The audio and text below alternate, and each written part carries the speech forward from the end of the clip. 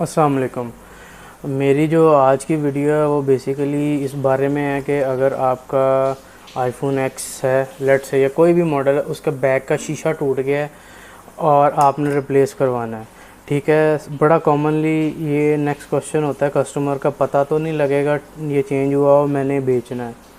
तो सबसे पहले ऐसे लोगों को मैं यही कहूँगा, यार आपकी अगर मेंटालिटी ये है कि अगले बंदे के साथ फ्रॉड करके आपने चीज़ बेचनी है, आपने उसे बताए बगैर बेचना है, तो आप क्या तरक्की करेंगे। हम हुक्मरानों को तो कहते हैं कि भाई सब चोर हैं, लेकिन हर बंदा का जिधर जिधर जो है ना उसके उसके पास ऑप्शन होती है डॉज करने की, चीट करने की, वो करता है।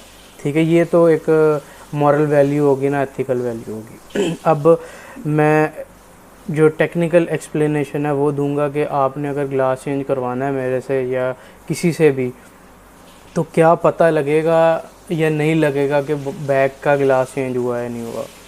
सबसे पहली बात ये है कि जो प्रोफेशनल बंदा होगा ना, जिसका रोज़ का काम है, ऑब्वियसली वो जितना मर्जी अच्छा चेंज हुआ हो वो इजीली जज कर देगा कि ये चेंज हुआ है या नहीं हुआ। दूसरे नंबर पे जो आम कस्टमर है, अगर बहुत गंदा ग्लास चेंज नहीं हुआ, थोड़ी बेहतर क्वालिटी का ग्लास चेंज हुआ, बहुत ज़्यादा चांस है उससे आइडिया ना हो। ये दूसरी चीज़ होगी। अब तीसरी चीज़, अब सीन ये है कि ये जो बैग का ग्लास है ना, ये भी काफ़ी कैटेगरी के आते हैं। ये डिपेंड करता है किस कैटेगरी का लगा हुआ है, उसकी वजह से भी थोड़ा सा जज होता है। जो ज़्यादा हल्की क्वालिटी का वो इजीली जज होगा, जो थोड़ी बेहतर क्वालिटी का वो इजीली जज नहीं होगा। चौथी चीज़, अब जब ये फ़ोन गिरता है, ठीक है, अब ये डिपेंड करता है कि पूरा जो बॉडी का फ्रेम है ये किसी एंगल से टेढ़ा तो नहीं है।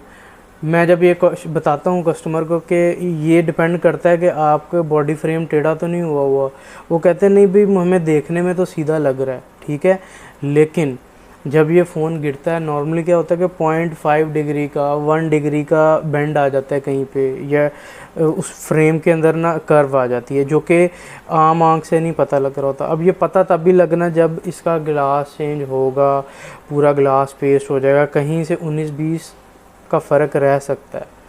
अब मैं सिंपल सी बात यहाँ पे एक्सप्लेन कर रहा हूँ। देखें, आप एक नई चीज़ नहीं ले रहे, आप एक चीज़ को रिपेयर करवा रहे हैं। ठीक है, तो इसमें समटाइम्स क्या होता है कि थोड़ा सा डिफरेंस रह भी जाता है, थोड़ा सा प्रोमिनेंट फील होता है, क्योंकि बॉडी कहीं से हल्की फुल्की टेढ़ी होती है। उसमें जो बॉडी चेंज करने वाला है उसके एंड पे किसी किस्म की लायबिलिटी नहीं बनती, या उसके एंड पे कोई मसला नहीं होता, या कोई कोताही नहीं होती, वो बॉडी ही ऐसी होती है। ठीक है, और बहुत दफ़ा ऐसी भी इतनी आउट क्लास किस्म की जो है बैक ग्लास रिप्लेसमेंट होती है कि वो पता भी नहीं चलता। तो ये तो ग्लास रिप्लेसमेंट के बाद ही पता चलेगा। लेकिन अगर आप ऐसे बंदे हैं जिनको छोटे छोटे कीड़े निकालने आते हैं, तो उनको मैं कहूँगा भाई आप फिर जाके पूरी हाउसिंग ही नहीं लें। लेकिन अगर आप ऐसे बंदे हैं जो कि अगर 19-20 का फ़र्क या हल्का फुल्का डिफरेंस कहीं पे रह भी जाता है, इन केस जिसके 5 से 10% चांस होते हैं, डिपेंड अपॉन के कैसे गिरा है, तो आप ये चेंज करवाएं। ये तो एक्सप्लेनेशन होगी बॉडी फिटिंग के बारे में। अब नेक्स्ट चीज़, कुछ लोग कहते हैं कि जी ये ग्लास जो आप लगाएंगे ये ओरिजिनल होगा या कॉपी होगा। उसका मैं स्ट्रेट फॉरवर्ड एक ही बात कहता हूँ कि आईफोन जो है officially glass, back glass change नहीं करता। वो तो कहता है कि भाई ये पूरा बॉडी चेंज करवाएं, हाउसिंग चेंज करवाएं। मुझे याद है जब एक्स सीरीज़ आई थी तब 40 से 50 हज़ार वो चार्ज कर रहे थे पूरी हाउसिंग चेंज करने का। अब आज का करंट रेट मुझे नहीं आइडिया। तो अगर आप ऐसे बंदे हैं कि आप चाहते हैं कि ओरिजिनल ग्लास है, तो ओरिजिनल ग्लास तो मार्केट में नहीं अवेलेबल, आप फिर एप्पल से जाएं, एप्पल से पूरी बॉडी ही चेंज करवाएं, या थर्ड पार्टी मार्केट में चले जाएं, वहाँ से आप पूरी हाउसिंग ही उठा के चेंज करें। ठीक है, अगर कोई आपको क्लेम कर रहा है कि ग्लास ओरिजिनल है, तो ये बिल्कुल गलत बात है। A+ ग्लास आता है, कॉपी ग्लास आता है, ग्लास में कैटेगरी ज़रूर होती हैं, लेकिन ऑफिशियली एप्पल का ग्लास नहीं आता बैक का। तो ये सारी चीज़ें थी, मैंने एक्सप्लेन कर दी हैं, जो कि आपको पता होनी चाहिए बैक ग्लास रिप्लेसमेंट से पहले। ठीक है, शुक्रिया। अच्छा, ये तो चीज़ें होगी, मैंने बैक ग्लास के बारे में, फिटिंग के बारे में डिस्कस कर ली हैं।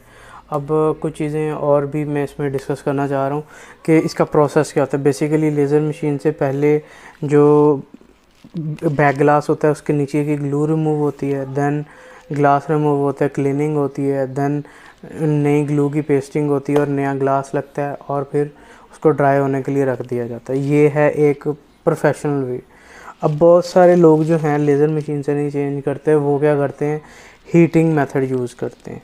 ठीक है, तो मैं आपको रिकमेंडेशन यही कहूँगा कि आप थोड़े से पैसे ज़्यादा ख़र्च लें और आप एक ऐसे बंदे से करवाएं जो कि लेज़र मशीन से कर रहा है, और आप एक ऐसे बंदे से करवाएं जिसको एक अरसा हो गया है बैक ग्लास चेंज करते हुए। उसकी वजह ये क्या है कि ऑब्वियसली जब कोई नया बंदा मार्केट में आता है ना, उसके पास उस स्पेसिफिक टास्क का कस्टमर नहीं होता। वो क्या करता है, रेट गिरा के कस्टमर को ग्रैब करने की कोशिश करता है। आप समझें कि वो आपके फ़ोन के ऊपर अपना हाथ साफ़ कर रहा होता है या प्रैक्टिस कर रहा होता है, इन शॉर्ट आप ये कह सकते हैं।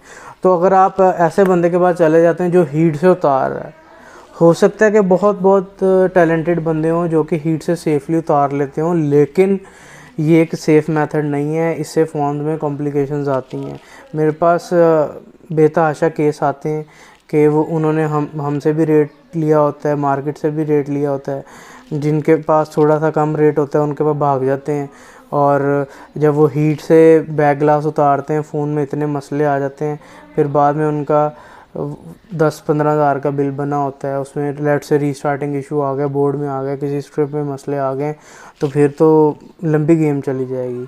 तो इसलिए मैं आपको हमेशा कहूँगा कि आप हमेशा अच्छे बंदे की तरफ जाएं जो कि एक प्रोफेशनल बंदा है, जो कि बहुत अरसे से बैक ग्लास चेंज कर रहा है। आपको हमेशा, ज़रूरी नहीं मैं कह रहा आप मेरे पास आएँ, लेकिन ये चेक्स आपको पता होने चाहिए।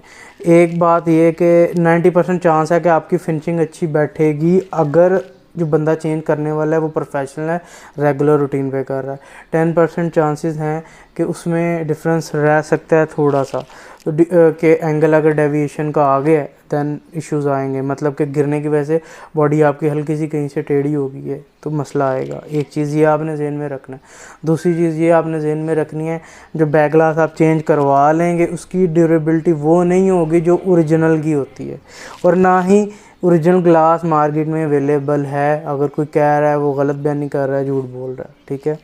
चौथी चीज़, आप जहाँ कहीं से भी करवाएं, आप उससे पहले पूछें भाई आप लेज़र से करोगे मैनुअली करोगे। अगर वो मैनुअली हीट से कर रहा है तो आपको रिकमेंडेशन ये है कि वो आधी प्राइस पे भी कर रहा है ना, मुफ्त में भी कर रहा है, तो आप उससे ना करवाएं, क्योंकि उसकी वजह से आपके फ़ोन में बहुत सारे मसले आएंगे, फिर आपकी डबल ट्रिपल कॉस्ट उसके ऊपर लग जाएगी। ठीक है।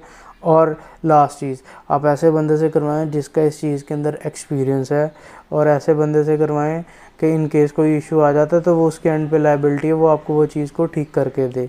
ठीक है। बहुत सारे लोग होते हैं मार्केट में, वो कम रेट पे तो कर रहे होते हैं, लेकिन जब कोई फ़ोन के अंदर इशू आता है तो वो उस चीज़ की ज़िम्मेदारी नहीं उठाते। तो ये कुछ चीज़ें हैं जो कि आपको पता होनी चाहिए। आप जहाँ कहीं से भी ग्लास चेंज करवाएं आईफोन की बॉडी का बैक ग्लास, तो आपको ये चीज़ें जहन में होनी चाहिए। ये चीज़ें जहन में रख के आप बैक ग्लास चेंज करवाने जाएं।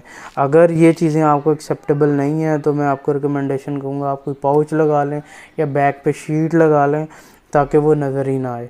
ये सबसे सस्ता सलूशन है अगर आप इस तरह के मसले में नहीं पड़ना चाहते। शुक्रिया।